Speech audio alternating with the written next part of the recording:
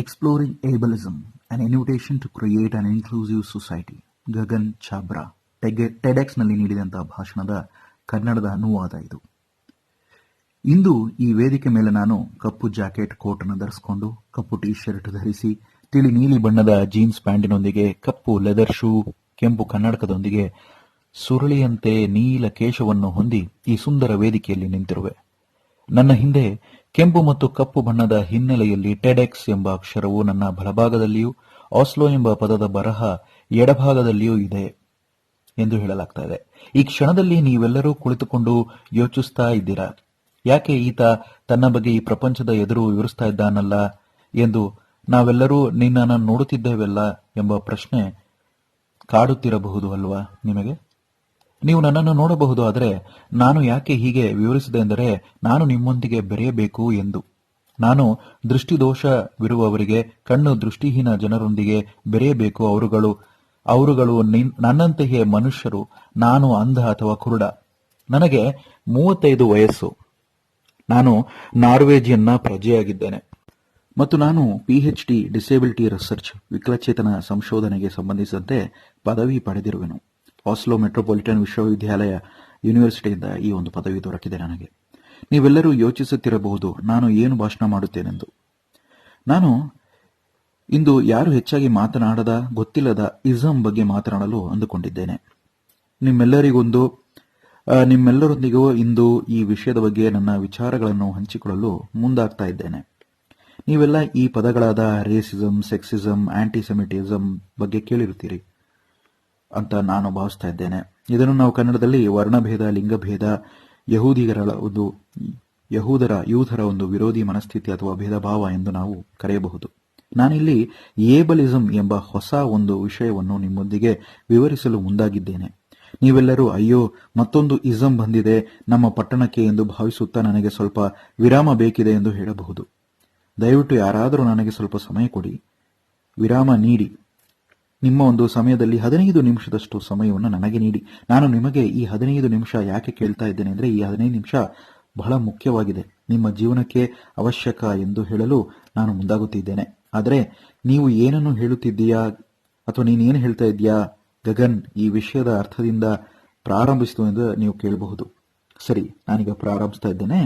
ಏಬಲಿಸಂ ಅಂದ್ರೆ ಏನು ಅಂತ. ಏಬಲಿಸಂ ಅನ್ನ ಸರಳವಾಗಿ ವಿವರಿಸುವುದಾದರೆ, ಪೂರ್ವಗ್ರಹಿತ ತಾರತಮ್ಯ, ಓರ್ವ ವ್ಯಕ್ತಿಯ ಮೇಲೆ ತನ್ನ ವಿಕಲತೆಗೆ ಸಂಬಂಧಿಸಿದಂತೆ ವರ್ಗೀಕರಿಸಿ ಆ ವ್ಯಕ್ತಿ ದೈಹಿಕವಾಗಿಯೂ ಮಾನಸಿಕವಾಗಿಯೂ ವಿಕಲನೆ ಅಥವಾ ಗೋಚರಿಸಲಾಗದ ಇನ್ವಿಸಿಬಲ್ ಇಂಪೇರ್ಮೆಂಟ್ ಅಂದ್ರೆ ವಿಕಲತೆ, ಅವನ ವಿಕಲಚೇತನರ ಮೇಲೆ ಈ ತಾರತಮ್ಯವನ್ನು ಮಾಡುವಂತಹ ಮನಸ್ಥಿತಿಯನ್ನು ನಾವು ಏಬಲಿಸಂ ಅಂತ ಕರಿತೀವಿ. ಅಂದ್ರೆ ವಿಕಲಚೇತನರಿಗೆ ದಬ್ಬಾಳಿಕೆ ಮಾಡೋದಾಗಿರ್ಬೋದು, ಶೋಷಣೆ ಮಾಡಿರ್ಬೋದಾಗಿರ್ಬೋದು, ಶೋಷಣೆ ಮಾಡುವಂತ ಒಂದು ಪ್ರವೃತ್ತಿ ಇರ್ಬೋದು, ಇವೆಲ್ಲವನ್ನೂ ಸಹ ನಾವು ಏಬಲಿಸಂಗೆ ಅದರಲ್ಲಿ ನಾವು ಒಳಗೊಂಡು ಅದರಲ್ಲಿ ನಾವು ಇದನ್ನು ಸೇರಿಸ್ತೇವೆ ಅಂತ ವಿಚಾರ. ನಾನು ದೃಷ್ಟಿದೋಷದಿಂದ ಬಳಲುತ್ತಿದ್ದೇನೆ.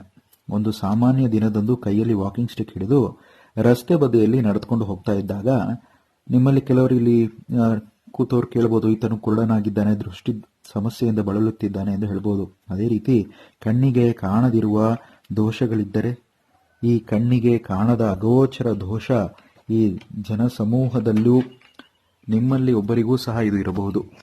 ಇಲ್ಲಿ ಈ ಭಾಷಣ ನೀವು ಕೇಳಿಸಿಕೊಂಡು ನೋಡ್ತಾ ಇರಬಹುದು. ಆ ವ್ಯಕ್ತಿಗೆ ಮಾನಸಿಕ ಸಮಸ್ಯೆಗಳಿರ್ಬೋದು, ಡಿಪ್ರೆಷನ್ ಇರ್ಬೋದು, ಒತ್ತಡ, ಭಯ, ಎಪಿಲೆಪ್ಸಿ, ಮೂಳೆಗಳ ಮಾಂಸಗಳ ಸಂಬಂಧಿಸಿದ ಸಮಸ್ಯೆಗಳು, ದೋಷಗಳಿರಬಹುದು, ಅಥವಾ ಕಿವಿ ಕೇಳಿಸದೇನೆ ಶ್ರವಣ ದೋಷ ಸಹ ಇರಬಹುದು, ಆತ ಕಿವುಡಾಗೂ ಸಹ ಇರಬಹುದು. ಆ ರೀತಿಯ ಸಮಸ್ಯೆಯಿಂದಲೂ ಬಳಲುತ್ತಿರಬಹುದು. ಈ ಸಮಸ್ಯೆಗಳು ಕಣ್ಣಿಗೆ ಕಾಣದಂತೆಯೂ ಇರಬಹುದು. ಈ ತರ ವಿಶ್ವವ್ಯಾಪಿಯಾದ ಒಂದು ವಿಚಾರ ಈ ಏಬಲಿಸಂ ಆಗಿದೆ. ಏಬಲಿಸಂ ಬಗ್ಗೆ ಸಂಪೂರ್ಣವಾಗಿ ತಿಳಿಯಲು ಪ್ರಯತ್ನಿಸುವ ಮುನ್ನ ಮತ್ತು ಇದರಿಂದ ಹೇಗೆ ಹೊರಬರಬೇಕೆಂಬುದಕ್ಕೆ ಮುನ್ನ ನಾನು ನಿಮ್ಮೊಂದಿಗೆ 3 ವಿಷಯವನ್ನು ನನ್ನ ಜೀವನದ ಅನುಭವದಿಂದ ನಿಮಗೆ ಹೇಳಲು ಬಯಸುತ್ತಿದ್ದೇನೆ. ತಿಳಿಯಲು ನೀವೆಲ್ಲ ತಯಾರಾಗಿರುವಿರೆಂದು ಭಾವಿಸುತ್ತಾ ಅಥವಾ ಕೇಳಲು ಆಸಕ್ತರಾಗಿದ್ದೀರಾ ಅಂತ ಭಾವಿಸುತ್ತಾ ಪ್ರಾರಂಭಿಸ್ತಾ ಇದ್ದೇನೆ. ಈಗ ನೀವೆಲ್ಲ ಕಲ್ಪಿಸಿಕೊಳ್ಳಿ, ಬಹಳ ವರ್ಷದ ಹಿಂದೆ ವಸಂತ ಕಾಲದಲ್ಲಿ ಸೂರ್ಯನು ಪ್ರಕಾಶಮಯವಾಗಿ ಕಾಣುತ್ತಿದ್ದಾನೆ. ನಾನು ನನ್ನ ಕೆಲಸವನ್ನು ಕಾಲೇಜಿನಲ್ಲಿ ಮುಗಿಸಿ ನನಗೆ ತಿಳಿದ ಟ್ರಾಮ್, ರೈಲಿನಂತೆ ಇರುವ ಬಂಡಿ, ಇತ್ತೀಚೆಗೆ ಕೂಡ ಕಲ್ಕತ್ತಾದಲ್ಲಿ ಇದರ ಸೇವೆಯನ್ನು ನಿಲ್ಲಿಸಲಾಗಿದೆ. ಗೂಗಲ್ ಮಾಡಿ ಒಂದ್ಸಲ ಈ ಒಂದು ಕೇಳುಗರ ಅಥವಾ ಈ ವಿಷಯವನ್ನು ತಿಳ್ಕೊಳ್ಳೋರು ನೋಡ್ಕೊಳ್ಳಿ ಒಂದ್ಸಲ ಗೂಗಲ್ನಲ್ಲಿ. ಆ ಒಂದು ನಿಲ್ದಾಣದಲ್ಲಿ ಟ್ರಾಮಿಗಾಗಿ ನಾನು ಕಾಯ್ತಾ ಇದ್ದಾಗ ನನಗೆ ಏನೋ ಕೇಳಿಸುತ್ತಿತ್ತು ಗೊತ್ತಾ, ಏನೋ ಒಂಥರ ಕೇಳಿಸ್ತಿತ್ತು. ಅದು ಏನು ಅಂತ ಹೇಳೋದಕ್ಕೆ ನಾನು ಮುಂದಾಗಬೇಕಾದ್ರೆ ಒಂದು ಟ್ರಾಮ್ ಎಲ್ಲೋ ಒಂದ್ ಕಡೆ ಹತ್ರ ಬರ್ತಾ ಇದೆಯೇನೋ ಅನ್ನುವಂತೆ ನನಗೆ ಭಾಸವಾಗ್ತಾ ಇತ್ತು. ಆ ಶಬ್ದಗಳು ಕೇಳಿಸ್ತಾ ಇತ್ತು. ಆದ್ರೆ ನನಗೆ ಗೊತ್ತು ಈ ಟ್ರಾಮ್ ನಾನು ಹತ್ತುವಂತ ಟ್ರಾಮ್ ಅಲ್ಲ, ಇದು ಹಳೆಯದಾದ ಒಂದು ಟ್ರಾಮ್. ತುಂಬಾ ಶಬ್ದ ಮಾಡ್ತಾ ಇದೆ ಈ ಒಂದು ಟ್ರಾಮ್ ಸಂಖ್ಯೆ 11 ಅಂತ ಹೇಳಿ ನನಗಿದು ಗೊತ್ತಾಯ್ತು. ಸರಿ, ಇಲ್ಲೇ ನಿಲ್ಲೋಣ ಅಂತ ಹೇಳಿ ಈ ಕ್ಷಣವನ್ನು ಆನಂದಿಸೋಣ ಅಂತ ಹೇಳಿ ಸೂರ್ಯನ ಕಿರಣದ ನನ್ನನ್ನು ಆಕರ್ಷಿಸಲು ಆ ಬಿಸಿ ಬೆಚ್ಚಗೆ ನನ್ನ ಮೇಲೆ ಹೊದಿಕೆಯಂತೆ ಬೀಸಿತು. ಟ್ರಾಮ್ ತಕ್ಷಣ ನಿಂತು ಹೋಯಿತು. ಏನೆಂದು ಗಮನಿಸಿದರೆ ನನ್ನನ್ನು ಯಾರೋ ಒಬ್ರು ಹಿಡಿದಂತೆ ಮೃದುವಾಗಿ ಭಾಸವಾಯಿತು. ನನ್ನ ಎಡ ಕೈಯಲ್ಲಿ ಆ ಬಲ ಅನುಭವಿಸಿದೆ. ತಿರುಗಿದೆ. ಯಾರೋ ಇರುವಂತೆ, ನನ್ನ ಹಿತಕ್ಕಾಗಿ ಆ ವ್ಯಕ್ತಿ ದೂಕುತ್ತಿರುವಂತೆ ಟ್ರಾಮ್ನ ಹತ್ತಿರ ಗೋಚರಿಸಿತು. ನಾನು ಆ ವ್ಯಕ್ತಿಗೆ, ಕ್ಷಮಿಸಿ ಸರ್, ಏನು ನಡೀತಿದೆ ಎಂದು ಕೇಳಿದೆ. ಆಗ ಆ ವ್ಯಕ್ತಿ, ಟ್ರಾಮ್ ಬಂದಿದೆ, ನಾವು ಟ್ರಾಮ್ ಹತ್ತಬೇಕು ಎಂದು ಹೇಳಿದಾಗ ನಾನು ಯಾವಾಗ ನಾವು ಆದೆ? ಸರ್, ನೀವು ಈ ಟ್ರಾಮ್ ಹತ್ತಬೇಕಿದೆ ಎಂದೆ. ಆತನಿಗೆ ಒಂದು ಕ್ಷಣ ದಿಗ್ಭ್ರಾಂತಿ ಆಯಿತು. ಓ, ನಾನು ಅಂದುಕೊಂಡೆ ನಿಮಗೆ ಟ್ರಾಮ್ ಹತ್ತಿಸಲು ಸಹಾಯ ಮಾಡಬೇಕು ಅಂತ ಹೇಳಿದಾಗ ಆ ವ್ಯಕ್ತಿಗೆ ನಾನು, ಇದು ನನ್ನ ಟ್ರಾಮ್ ಅಲ್ಲ ಎಂದು ಹೇಳಿದೆ. ಬಳಿಕ ಆ ವ್ಯಕ್ತಿಗೆ ಕೈ ತೋರಿಸಲು ಬೀಳ್ಕೊಟ್ಟು ಗುಡ್ ಬಾಯ್ ಎಂಬ ಸನ್ನೆಯನ್ನು ಮಾಡಿ ನನಗೆ ಸಹಾಯ ಮಾಡಿದ್ದಕ್ಕೆ ಕೃತಜ್ಞತೆಯನ್ನು ಸಲ್ಲಿಸಿದೆ.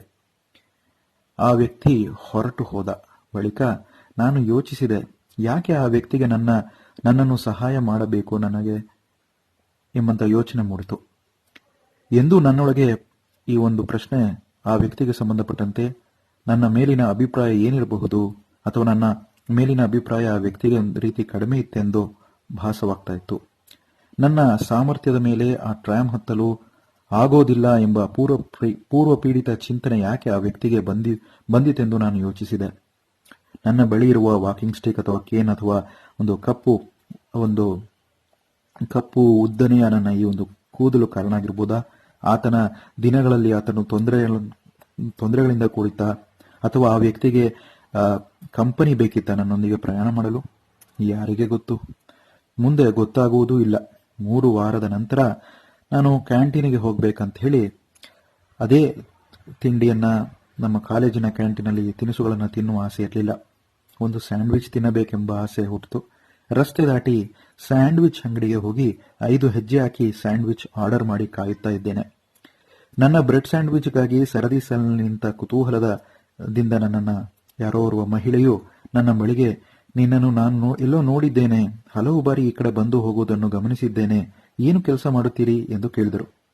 ನಾನು ಓಸ್ಲೋ ಮೆಟ್ರೋಪಾಲಿಟನ್ ವಿಶ್ವವಿದ್ಯಾಲಯದಲ್ಲಿ ಕೆಲಸ ಮಾಡುತ್ತಿದ್ದೇನೆ, ನಾನು PhD ಸಂಶೋಧನೆ ವಿದ್ಯಾರ್ಥಿ ಎಂದು ಹೇಳಿದೆ. ಆ ಕ್ಷಣದಲ್ಲಿ ನನ್ನ ಒಂದು ರೀತಿ ನನ್ನನ್ನು ಕಂಡು ಪ್ರಾಯಶಃ ಮಹಿಳೆ ಮೇಲುಸಿರು ಬಿಟ್ಟಂತೆ ತೋಚಿತು. ತಕ್ಷಣ ಸಂಭಾಷಣೆ ಬದಲಿತು. ವಾವ್ ಎಂಬ ಶಬ್ದವನ್ನು ಆ ಮಹಿಳೆ ಪದೇ ಪದೇ ಹೇಳುತ್ತಿದ್ದಳು. ವಾವ್. ನಾನು ನನ್ನೊಳಗೆ ವೈ ವೈ ವೈ ಯಾಕೆ ಯಾಕೆ ಎಂದು ಯೋಚಿಸತೊಡಗಿದೆ. ಆ ಮಹಿಳೆ ಹಲವು ಬಗೆಯ ಒಳ್ಳೆಯ ಮಾತುಗಳ ಸುರಿಮಳೆಯನ್ನೇ ನನ್ನ ಮೇಲೆ ಸುರಿಸಿದರು. ನನಗೆ ತುಂಬಾ ಸಂತೋಷವಾಗಿದೆ, ನಿಮಗೆ ಕೆಲಸ ಇದೆ, ಒಳ್ಳೆಯದಾಯಿತು, ನಿಮಗೆ ಕೆಲಸ ಇದೆ, ಗ್ರೇಟ್ ಅಂತ ಹೇಳ್ತಾ ಮಾತನಾಡುವಾಗ ನನಗೆ ನನ್ನ ಸ್ಯಾಂಡ್ವಿಚ್ ಬರಲಿಲ್ಲ, ಬೇಗ ಬಂದರೆ ಸಾಕು ಎಂದು ಕಾದು ನಿಂತಿದ್ದೆ. ಸರತಿ ಸಾಲಿನಲ್ಲಿ ಯಾರಿಗೆ ಗೊತ್ತು, ದೃಷ್ಟಿಹೀನನಾಗಿ ಅಥವಾ ಕುರುಡನಾಗಿ ಕೆಲಸ ಸಿಗುವುದು ಅಥವಾ ಕೆಲಸ ಇರುವುದು ಅಷ್ಟು ಸ್ಫೂರ್ತಿದಾಯಕವಾಗಿದೆ ಹಲವರಿಗೆ ಎಂದು. ಆಮೇಲೆ ನಾನು ನನ್ನ ರುಚಿಯಾದ ಸ್ಯಾಂಡ್ವಿಚ್ ತಿನ್ನಲು ಮುಂದಾಗಿ ಗಮನಿಸಿದರೆ ಯಾಕೋ ಆ ಸ್ಯಾಂಡ್ವಿಚ್ ನನ್ನ ಗಂಟಲಿನ ಕೆಳಗೆ ಹೋಗ್ತಾ ಇಲ್ಲ. ಕಾರಣ, ಮಾತುಗಳೇ ನನ್ನ ಹೊಟ್ಟೆಯನ್ನು ತುಂಬಿದಂತೆ ಆಗಿತ್ತು.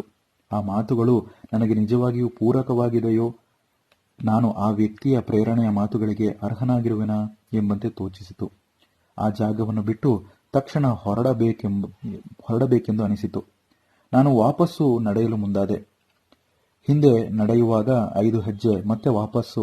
ಈಗ ಗೋಚರಿಸಿತು, ನಾ ಈ ಹಿಂದೆ ನಡಿಬೇಕಾದ್ರೆ 5 ಮೆಟ್ಲುಗಳಿತ್ತು ಅನ್ನುವಂಥ ವಿಚಾರ. ಆ ಮೆಟ್ಲನ್ನ ದಾಟೇ ಬಂದಿದ್ದೆ ಸ್ಯಾಂಡ್ವಿಚ್ ಅಂಗಡಿಗೆ. ಮತ್ತೆ ವಾಪಸ್ಸು ಹೋಗ್ಬೇಕಾದ್ರೆ ಆ ಮೆಟ್ಟಲಿನ ಒಂದು ಸಮೀಪವಾಗಿ ಹೋಗ್ತಾ ಇದ್ದಂಗೆ ಓರ್ವ ಮಹಿಳೆ, ಪ್ರಾಯಶಃ ಆ ಮಹಿಳೆ ಜೋರಾಗಿ ಚೀರಿದಂತೆ ಭಾಸವಾಯಿತು. Be careful on those steps, ಮುಂದೆ ಮೆಟ್ಟಿಲಿದೆ, ಹುಷಾರು ಎಂದು ಕೂಗಿದರು.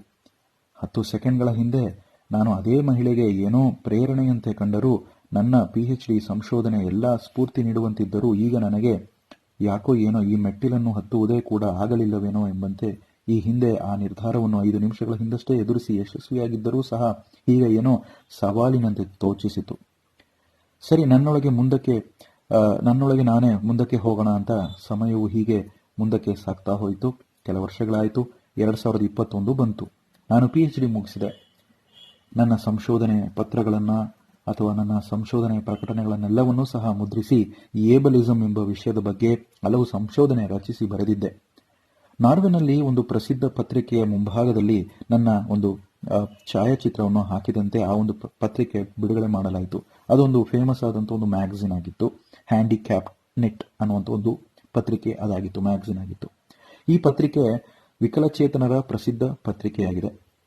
ಈ ಹ್ಯಾಂಡಿಕ್ಯಾಪ್ ನೆಟ್ ಈ ಪತ್ರಿಕೆ ಬಂದಾಗ ನನ್ನನ್ನು ಬಹಳ ಮಂದಿ ಕೇಳಿದರು, ಇದೇನಾದರೂ ರೋಲಿಂಗ್ ಸ್ಟೋನ್ ಎಂಬ ಒಂದು ಖ್ಯಾತ ಸಂಗೀತ ಬ್ಯಾಂಡ್, ಮ್ಯೂಸಿಕ್ ಬ್ಯಾಂಡ್ಗೆ ಸಂಬಂಧಪಟ್ಟಂತ ಪತ್ರಿಕೆನಾ ಅಂತ.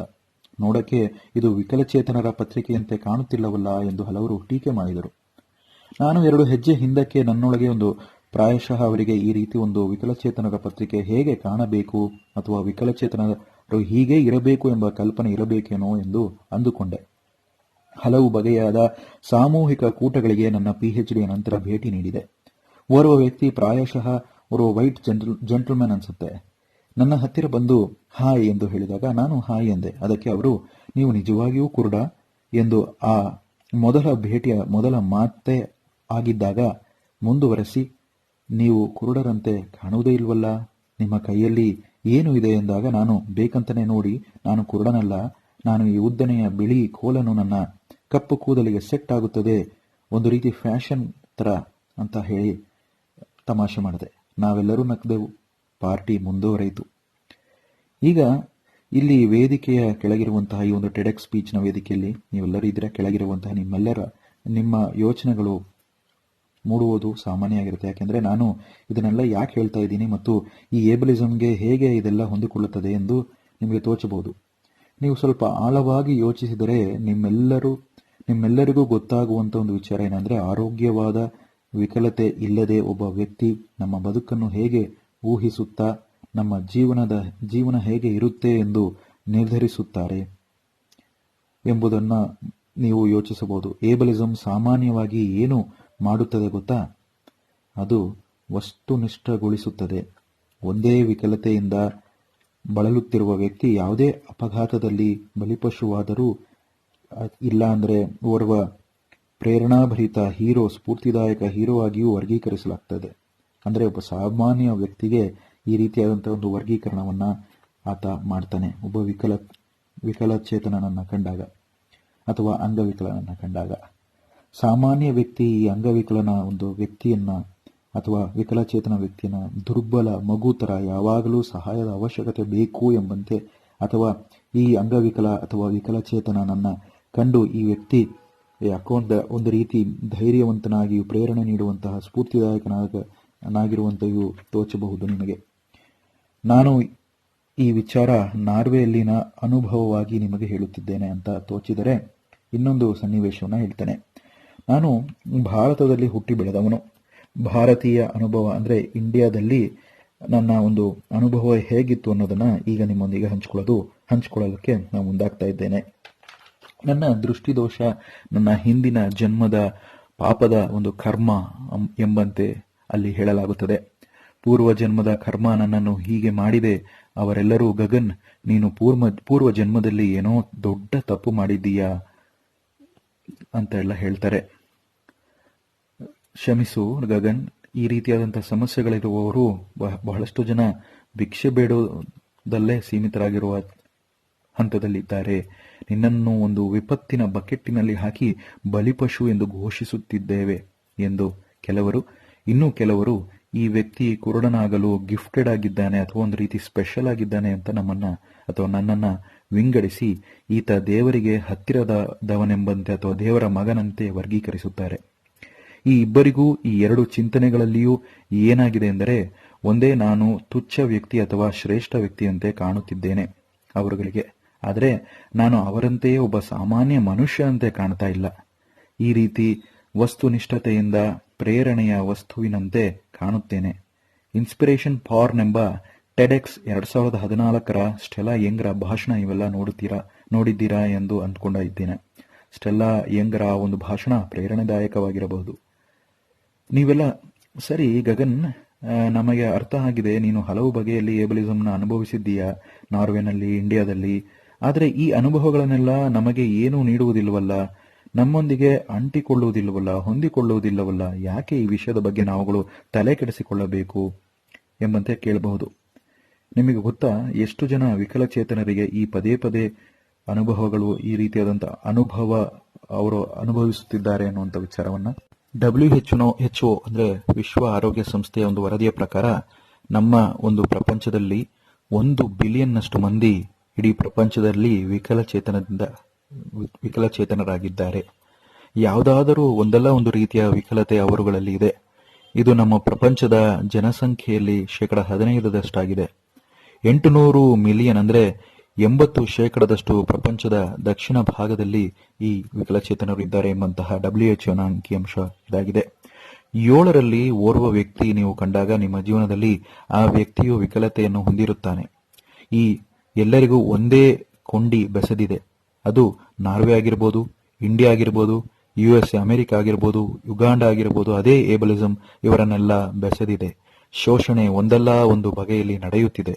ನಾವು ಆಸ್ಲೋ, ನಾರ್ವೆನಲ್ಲಿ ಇದ್ದೇವೆ. ಬಿಡು, ಇದೊಂದು ಪ್ರಿವಿಲೇಜ್ ಆಗಿದೆ, ಯಾವ ಸಮಸ್ಯೆಯೂ ಇಲ್ಲ ಎಂದು ನೀವು ಹೇಳಬಹುದು. ಏಬಲಿಸಂ, ಹೌದು, ನೀವು ಸರಿಯಾಗಿಯೇ ಹೇಳಿದ್ದೀರಿ. ಇಲ್ಲಿ ನಾವು ನಮ್ಮನ್ನ ಹ್ಯೂಮನ್ ಡೆವಲಪ್ಮೆಂಟ್ ಇಂಡೆಕ್ಸ್ ಅಂದ್ರೆ ಮಾನವ ಅಭಿವೃದ್ಧಿ ಸೂಚ್ಯಾಂಕದಲ್ಲಿ ನೋಡೋದಾದ್ರೆ ನಮ್ಮ ದೇಶ ಅಂದ್ರೆ ನಾರ್ವೆ ದೇಶ ಏನಿದೆ, ಇದು ಮೊದಲನೇ ಸ್ಥಾನವನ್ನು ಹೊಂದಿದೆ. 2019ರಲ್ಲಿ ನಮ್ಮ ಈ ದೇಶದ GDPನಲ್ಲಿ 4.3% ವಿಕಲಚೇತನ ಅಭಿವೃದ್ಧಿಗೆ ಕಾರ್ಯಗಳಿಗೆ ಬಳಸುತ್ತಿದ್ದೇವೆ. ವಿಕಲಚೇತನರ ರಕ್ಷಣೆಗೆ ಪ್ರಪಂಚದಲ್ಲಿ ಭಾರೀ ಮೊತ್ತವನ್ನು ಈ ವಿಷಯಕ್ಕೆ ಸಂಬಂಧಿಸಿದಂತೆ ವಿನಿಯೋಗಿಸುತ್ತಿದ್ದೇವೆ. ಆದರೂ ಕೂಡ 17.6% ಜನಸಂಖ್ಯೆ ನಾರ್ವೆ ದೇಶದಲ್ಲಿ ವಿಕಲತೆಯನ್ನ ಹೊಂದಿರುವವರು ಒಂದಲ್ಲ ಒಂದು ರೀತಿಯಾಗಿ ಏಬಲಿಸಂ ಎಂಬ ಶೋಷಣೆಗೆ ಗುರಿಯಾಗುತ್ತಲೇ ಇದ್ದಾರೆ. ಈ ಜನರಿಗೆ ಮಾತು ಕೊಡಲು ಮುಂದಾದರೆ ನೀವು ಹೇಳಬಹುದು, ಗಗನ್, ನನಗೆ ಅರ್ಥ ಆಗ್ತಾ ಇದೆ, ಆದರೂ ನಾನು 100% ಈ ಭಾಷಣದಿಂದ ನೆನಪಿಡಲು ಏನನ್ನು ಮಾಡಬೇಕೆಂಬುದು. ಮತ್ತು ವಿಕಲತೆ ಎಂಬುದು ಸರ್ವವ್ಯಾಪಿ. ನಮ್ಮೆಲ್ಲರಿಗೂ ಒಂದಲ್ಲ ಒಂದು ರೀತಿಯಲ್ಲಿ ಈ ವಿಕಲತೆಯ ಪರಿಚಯ ಇದೆ. ಕೆಲವರಿಗೆ ತಮ್ಮ ಡಿಮೆನ್ಷಿಯಾ ಅಂದ್ರೆ ಬುದ್ಧಿ ಸ್ವಾಧೀನವನ್ನು ಕಳೆದುಕೊಂಡಂತಹ ಅಜ್ಜನ ನೆನಪಾಗಬಹುದು. ನಮ್ಮಲ್ಲೇ ಇನ್ನೂ ಕೆಲವರಿಗೆ ದೂರದ ಸಂಬಂಧಿ, ಸ್ನೇಹಿತ ಅಪಘಾತದಲ್ಲಿ ವಿಕಲನಾಗಿದ್ದನ್ನು ಮತ್ತು ಈ ರೀತಿ ಹಲವು ಕಥೆಗಳು ನಮಗೂ ಗೊತ್ತಿದೆ. ಎಲ್ಲಾ ಸಮಯದಲ್ಲಿ ಈ ವಿಷಯ ಗೋಚರಿಸುತ್ತದೆ. ವಿಪತ್ತುಗಳು, ಯುದ್ಧದಿಂದ, ಪ್ರಾಕೃತಿಕ ವಿಕೋಪಗಳಿಂದ, ದೇಶಗಳ ನಡುವೆ ಆಗುವ ಸಂಘರ್ಷಣ ಅಥವಾ ಘರ್ಷಣೆಗಳಿಂದ, ವೃದ್ಧಾಪ್ಯದಿಂದ. ಹೌದು, ಸರಿಯಾಗಿ ಕೇಳಿಸ್ಕೊಂಡಿದ್ದೀರಾ. ನಮ್ಮೆಲ್ಲರಿಗೂ ಸಹ ವಯಸ್ಸಾಗ್ತಾ ಹೋಗುತ್ತೆ, ವಿಕಲತೆ ಮೂಡುತ್ತೆ. ನಾವೆಲ್ಲರೂ ವಯಸ್ಸಾಗಿ ಒಂದಲ್ಲ ಒಂದು ಹಂತದಲ್ಲಿ ಮುಪ್ಪನ್ನು ಎದುರಿಸಲೇಬೇಕಾಗುತ್ತದೆ. ಏನೇ ಅಥವಾ ಏನೂ ಸಮಸ್ಯೆ ಇಲ್ಲದೆ ವೃದ್ಧಾಪ್ಯವನ್ನು ಕಳೆಯುವುದು ಒಂದು ರೀತಿ ಅದೃಷ್ಟ ಇದ್ದಂತೆ, ಲಕ್ ಇದ್ದಂತೆ ಅಂತ ಹೇಳಬಹುದು. ಈ ರೀತಿ ಎದುರಾದಾಗ ನಾವು ನಾರ್ವೆನಲ್ಲಿ ಜೀವನ ನಡೆಸಬೇಕೆಂದು ನಿಮಗೆ ಬಯಕೆ ಮೂಡಬಹುದು. ಕಾರಣ ಇಲ್ಲಿ ವಿಕಲಚೇತನರ ಮೇಲಿನ ಶೋಷಣೆ ಅಥವಾ ಏಬಲಿಸಂ ಕಡಿಮೆ ಇದೆ. ನೀವು ಗಗನ್, ಅದು ಸರಿನೇ, ಆದರೆ ಪ್ರಪಂಚದಲ್ಲಿ ಈ ಏಬಲಿಸಂ ಎಂಬ ಪದವು ಮೂಡಲು ಕಾರಣಗಳಾದರೂ ಏನು ಎಂದು ಕೇಳಬಹುದು. ಈ ಏಬಲಿಸಂ ಮೂಡಲು ಹಲವು ಕಾರಣಗಳಿದೆ. ಮುಖ್ಯವಾಗಿ ದ್ವಂದ್ವಾರ್ಥ ವಿರುದ್ಧ ಪದಗಳು ಒಂದು ಕಾರಣ ಎನ್ನಬಹುದು. ವ್ಯಾಕರಣದಲ್ಲಿ ಗಮನಿಸಿದರೆ ಈ ವಿರುದ್ಧ ಪದಗಳು ನಮಗೆ ಎಲ್ಲ ಭಾಷೆಯಲ್ಲೂ ಕಂಡುಬರುತ್ತದೆ. ಉದಾಹರಣೆಗೆ ಹೆಲ್ತಿ ಅಂದ್ರೆ ಸಿಕ್, ಪ್ರೊಡಕ್ಟಿವ್ ಅಂದ್ರೆ ಅನ್ಪ್ರೊಡಕ್ಟಿವ್, ಇಂಡಿಪೆಂಡೆಂಟ್ ಅಂದ್ರೆ ಡಿಪೆಂಡೆಂಟ್, ನಾನ್ ಡಿಸೇಬಲ್ಡ್ ಮತ್ತೆ ಡಿಸೇಬಲ್ಡ್, ಸ್ಪೀಶೀಸ್ ಟಿಪಿಕಲ್ ಮತ್ತೆ ಸ್ಪೀಶೀಸ್ ಡಿವಿಯಂಟ್. ಹೀಗೆ ಹಲವು ರೀತಿಯ ವಿರುದ್ಧ ಪದಗಳು ನಾವು ನಮ್ಮ ಈ ವ್ಯಾಕರಣ ವ್ಯವಸ್ಥೆಗಳಲ್ಲಿ ನಾವು ನೋಡ್ತೇವೆ. ಭಾಷೆಯ ಒಂದು ಈ ವ್ಯಾಕರಣದ ಒಂದು ವ್ಯವಸ್ಥೆಯಲ್ಲಿ ಈ ರೀತಿಯಾದಂತಹ ದ್ವಂದ್ವ ವಿರುದ್ಧ ಪದಗಳನ್ನು ಸೃಷ್ಟಿಸುವಾಗ ನಾವುಗಳು ಏನು ಮಾಡುತ್ತಿದ್ದೇವೆ ಎಂದು ನೋಡಿದರೆ, ಸಾಮಾನ್ಯ ಪದಗಳನ್ನು ವಿರೂಪಗೊಳಿಸಿ ಅದು ಸರಿ ಎಂಬಂತೆ ವಿರುದ್ಧ ಪದಗಳಿಂದ ಸಮರ್ಥಿಸುತ್ತಾ ಸಾಮಾನ್ಯವಾದದ್ದು ಎಂದು ಅಂಗೀಕರಿಸುತ್ತಿದ್ದೇವೆ.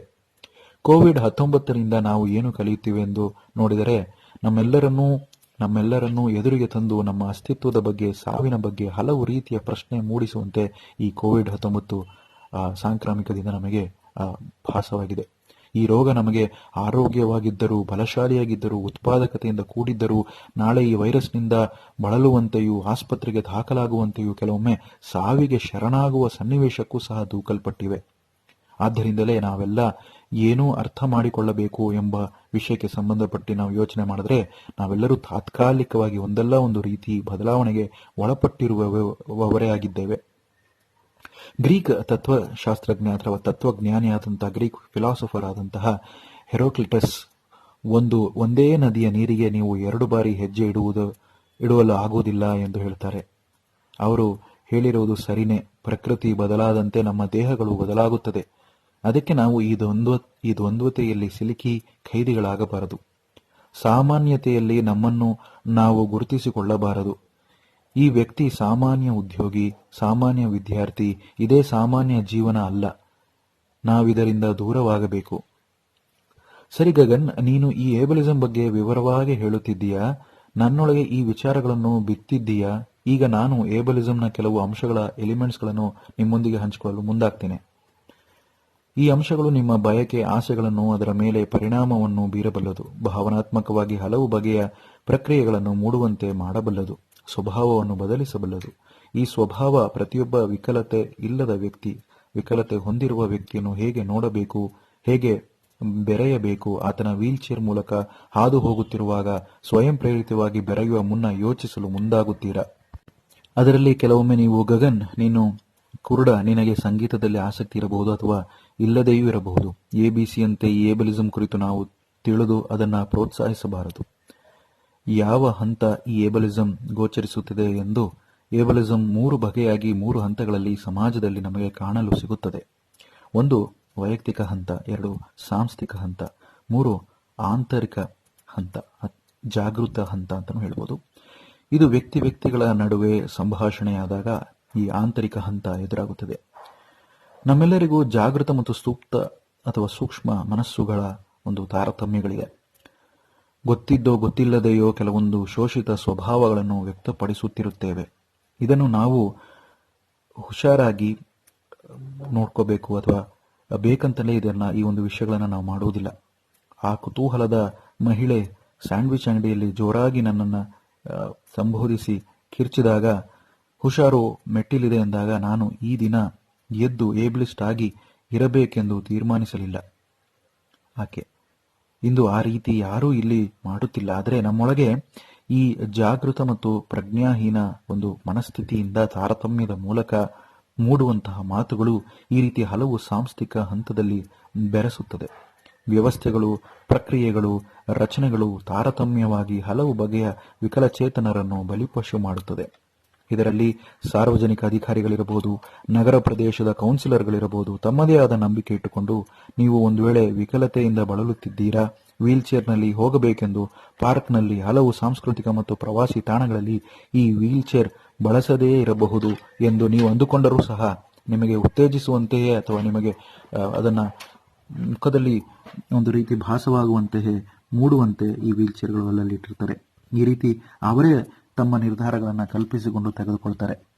ಆ ಒಂದು ಬಡ್ಜೆಟ್ ಮೂಲಕ ಆಂತರಿಕ ಹಂತದ ಸಂಭಾಷಣೆಗೆಂದು ಈ ಏಬಲಿಸಂ ಕುರಿತಂತೆ ಜನಸಾಮಾನ್ಯರಿಗೆ ಜಾಗೃತಿ ಮೂಡಿಸುವ ಕುರಿತು ಬಳಸಲು ಮುಂದಾದರೆ ಏನಾಗಬಹುದು ಎಂದು ಒಮ್ಮೆ ಯೋಚಿಸಿರಿ. ಸಾವಿರಾರು ವರ್ಷಗಳಿಂದ ವಿಕಲಚೇತನರನ್ನು ಅಲ್ಲಗೆಳೆದು ದಬ್ಬಾಳಿಕೆ ನಡೆಸಿ ಕಡೆಗಣಿಸುವುದನ್ನು ಮತ್ತು ಅವರನ್ನು ಮರೆತೇ ಹೋಗಿರುವುದು ನಮ್ಮ ಈ ಒಂದು ಸಮಾಜ ಆಗಿದೆ. ನಮ್ಮ ಸಮಾಜದಲ್ಲಿ ಅದೇ ರೀತಿ ವಿಕಲಚೇತನರನ್ನು ತಕ್ಕ ಮನ್ನಣೆ ನೀಡದೆ ನೀನು ಈ ಸಮಾಜಕ್ಕೆ ಯೋಗ್ಯವಾದವನಲ್ಲ ಎಂದು ಹೇಳುತ್ತಿದೆ.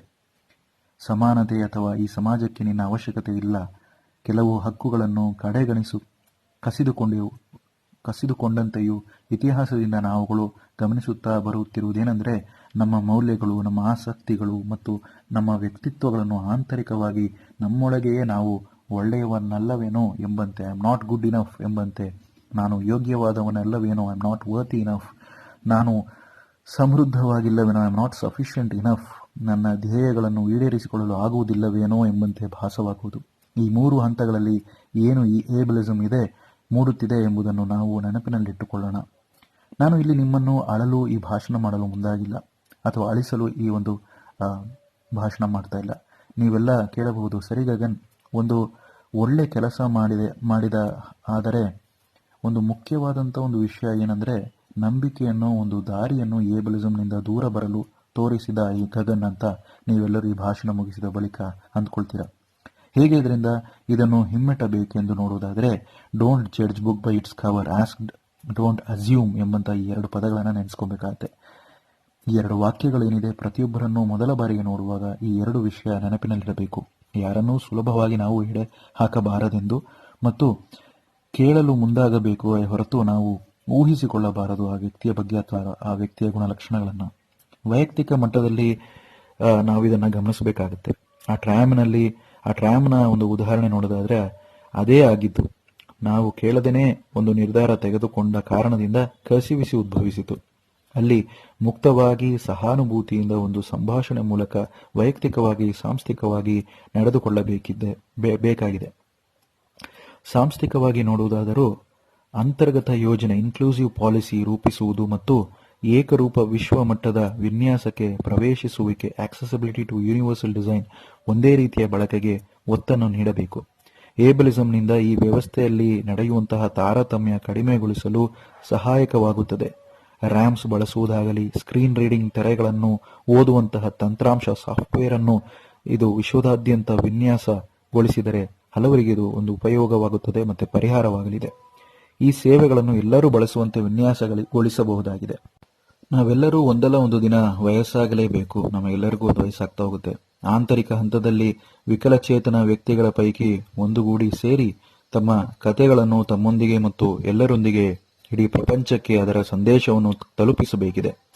ಇದರಿಂದ ಅವರ ಆತ್ಮವಿಶ್ವಾಸ ಹೆಚ್ಚಾಗುವುದಲ್ಲದೆ ಸ್ವಾಭಿಮಾನದಿಂದ ಬದುಕಲು, ಬಾಳಲು, ಸಮಾನವಾಗಿ ಜೀವನ ನಡೆಸಲು, ಮುಂದುವರಿಸಲು, ಸಮಾನವಾದ ಮಾನವ ಹಕ್ಕಿನಿಂದ ಗೌರವದಿಂದ ಬಾಳಬಹುದು. ಅದೇ ರೀತಿ ಎಲ್ಲರಿಗೂ ನಾವೆಲ್ಲ ಈ ಪ್ರಪಂಚದಲ್ಲಿ ಸ್ವಲ್ಪ ಕಾಲ ತಾತ್ಕಾಲಿಕವಾಗಿ ಈ ಶರೀರವನ್ನು ಹೊತ್ತಿರುವ ವ್ಯಕ್ತಿಗಳೆಂದು ತಿಳಿಯಬಹುದು. ಈ ರೀತಿಯ ನಿಲುವುಗಳಿಂದ ವಿಕಲಚೇತನ ಪರಿಸ್ಥಿತಿಯು ಮಾನವ ವ್ಯವಸ್ಥೆಯ ಒಂದೇ ಅಂಗವಾಗಿದೆ, ವಿಶ್ವವ್ಯಾಪಿಯಾಗಿದೆ. Human condition, human diversity, human flourishing ಅಂದರೆ ಮಾನವನ ಸ್ಥಿತಿ, ಮಾನವನ ವಿವಿಧತೆ ಮತ್ತು ಮಾನವನ ಏಳಿಗೆ ಮೂಲಕ ರೂಪುಗೊಳಿಸಬೇಕಾಗಿದೆಯೇ ಹೊರತು ವಯಸ್ಸು, ಬಣ್ಣ, ಸಮಾಜದಲ್ಲಿನ ಅಂತಸ್ತು, ಸಾಮಾಜಿಕ ಆರ್ಥಿಕ ಸ್ಥಿತಿಗತಿ, ಭಾಷೆಯಿಂದ ನಿರ್ಣಯಿಸುವುದಲ್ಲ. ಹೀಗೆ ನಿರ್ಣಯಿಸುವುದು ಒಂದು ರೀತಿಯ ವಿಂಗಡಣೆ ಉಂಟು ಮಾಡಬಹುದು. ಒಂದು ರೀತಿಯ ಡಿಸೆಬಿಲಿಟಿ ಅಥವಾ ಅಂಗವಿಕಲತೆ ಅಥವಾ ವಿಕಲಚೇತನ ಪರಿಸ್ಥಿತಿಯು ಇದಾಗಿದೆ. ಕಡೆಯದಾಗಿ ನಾವೆಲ್ಲರೂ ಮಾನವ ಪ್ರಗತಿಯತ್ತ, ಏಳಿಗೆಯತ್ತ, ಬೆಳವಣಿಗೆ ಗುರಿಯಾಗಿಸಿಕೊಂಡು ಜೀವನ ಸಾಗಿಸುತ್ತಿದ್ದೇವೆ, ಹೌದಲ್ವಾ? ನಾವೆಲ್ಲರೂ ಈ ನಮ್ಮ ಜೀವಿತಾವಧಿಯಲ್ಲಿ ಸಂತೋಷವಾಗಿಯೂ ಮತ್ತು ಎದೆಗುಂದದೆ ಆರೋಗ್ಯವಾಗಿ ಉತ್ಪಾದಕತೆಯಿಂದ ಒಂದು ಸೋಂಬೇರಿತನದಿಂದಲೂ ಸಹ ಪೂರಕವಾಗಿ ಅಥವಾ ಲೋಪದೋಷಗಳಿಂದ ಸಾಮಾನ್ಯವಾಗಿಯೂ ವೈಫಲ್ಯದಿಂದಲೂ ಕೂಡಿದ ದೇಹ ಹೊಂದಿರುವವರಾಗಿಯೂ ಜೀವನ ನಡೆಸಬಹುದು. ಆದ್ದರಿಂದ ಒಂದು ಆಂತರಿಕ ಸಮಾಜ ನಿರ್ಮಾಣದ ಅವಶ್ಯಕತೆ ಇದೆ. ಆದ್ದರಿಂದಲೇ ಈ ಏಬಲಿಸಂ ಎಂಬ ಸಮಸ್ಯೆಯನ್ನು ನಿವಾರಿಸಲು ಹೋರಾಡಲು ಇದು ಸಹಾಯಕವಾಗಲಿದೆ. ನಾನು ಇನ್ನೂ ಸಹ ಅದೇ ಕಪ್ಪು ಲೆದರ್ ಜಾಕೆಟ್ ಧರಿಸಿಕೊಂಡಿದ್ದೇನೆ, ಅದೇ ಕೆಂಪು ಕನ್ನಡಕ ಹಾಕಿರುವ, ಅದೇ ಕಪ್ಪು ಗುಂಗುರು ನೀಳವಾದ ಕೂದಲನ್ನು ಇಟ್ಟು ನಿಮ್ಮೆಲ್ಲರನ್ನು ಆಹ್ವಾನಿಸುತ್ತಿದ್ದೇನೆ. ಎಲ್ಲಿಗೆ ಗೊತ್ತಾ? ಒಂದು ಬ್ಲೈಂಡ್ ಡೇಟಿಗೆ ಕರೆಯುತ್ತಿದ್ದೇನೆ. ನಮ್ಮೆಲ್ಲರ ಬ್ಲೈಂಡ್ ಸ್ಪಾಟ್ ಅನ್ನು, ಕುಂದುಕೊರತೆಗಳನ್ನು ಏನು ಎಂಬುದನ್ನು ತಿಳಿಯೋಣ ಬನ್ನಿ, ಮತ್ತು ಆಂತರಿಕ ಸಮಾಜವನ್ನು ನಿರ್ಮಿಸಿ ನಮ್ಮೊಳಗೆ ನಾವೇ ಉತ್ತಮ ಪಡಿಸುವಂತಹ ಒಂದು ಪಣವನ್ನು ತೊಡೋಣ ಮತ್ತು ಎಲ್ಲರನ್ನೂ ಉತ್ತಮವಾಗಿ ನಡೆಸಿಕೊಳ್ಳೋಣ. ಏನಂತೀರಾ ಸ್ನೇಹಿತರೆ? Thank you.